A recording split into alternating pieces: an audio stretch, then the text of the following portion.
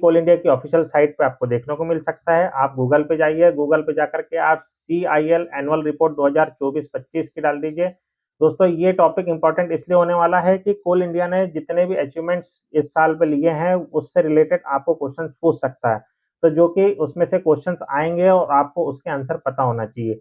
अब ये पीडीएफ जो है दोस्तों, आप जैसे ही उसमें क्लिक करेंगे तो आपके पास में एक नया विंडो ओपन हो जाएगा। यहाँ पे पीडीएफ के आइकन पे क्लिक करिए। जैसे ही पीडीएफ के आइकन पे आप क्लिक करेंगे, तो आपके सामने में उसका एनुअल रिपोर्ट की पूरा पीडीएफ सामने आ जाएगी, जो कि दोस्तों 295 पेज की है।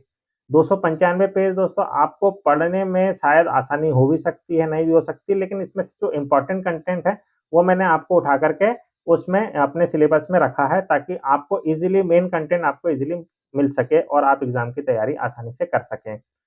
दोस्तों यदि आपने पिछले साल का यानी कि 23-24 की एनुअल रिपोर्ट के हिसाब से तैयारी किया है, तो बहुत सारी चीज़ें अपडेट हो चुकी है और अपडेट होने के साथ-साथ उसमें बहुत सारे बदलाव हो चुके हैं। तो अच्छी बात ये है कि आपको 24-25 का भी पता हो और 23-24 का भी पता हो। लेकिन मेबी जहाँ तक मेरा ख़्याल है कि आपको जो एग्ज़ाम में जो पूछा जाएगा, वो 24-25 के अचीवमेंट्स और कोल इंडिया की एनुअल रिपोर्ट के डाटा के हिसाब से ही पूछा जाएगा। जैसे कि यहाँ फाइनेंशियल स्नैपशॉट देख सकते हैं, ऑपरेशनल परफॉर्मेंस देख सकते हैं, ग्रोथ हाइलाइट्स देख सकते हैं और भी बहुत सारी चीज़ें दोस्तों यहाँ पे दी गई है, तो उसी के हिसाब से मैंने अपना कंटेंट बनाया है।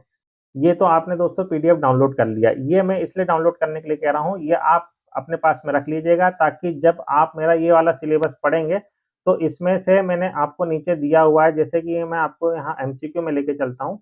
तो ये मैंने एमसीक्यू जो दिए हैं, उसमें मैंने यहाँ पे लिखा हुआ है कि इसका आंसर ये होगा और ये कहाँ लिखा हुआ है, ये भी मैंने आपको ये बताया है और किस कारण से ये आंसर आया है, ये भी मैंने आपको यहाँ बताया है।